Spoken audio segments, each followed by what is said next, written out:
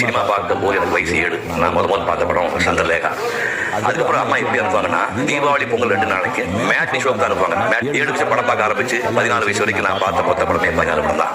அப்படி சினிமாவுக்கு ரொம்ப தூரமாக இருந்த நான் சினிமா துறையில் நுழைஞ்சு 14 வருஷத்துல ஒரு படத்தை முடிச்சிட்டேன்.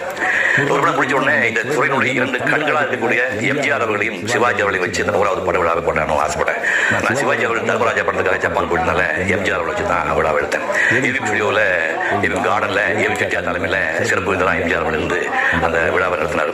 100 தயாரிப்பாளர்களுக்கு ஒரு நன்றி தெரிவிக்கிற மாதிரி முதலாக ஒரு நடிகர் 100 தயாரிப்பாளர் வரவழைச்சு எல்லாருக்கும் ஒரு சீடு கொடுக்குற நிகழ்ச்சியை பண்ணேன். சீடு ஒரு எம்ஜிஆர் விழா கொடுத்தாரு.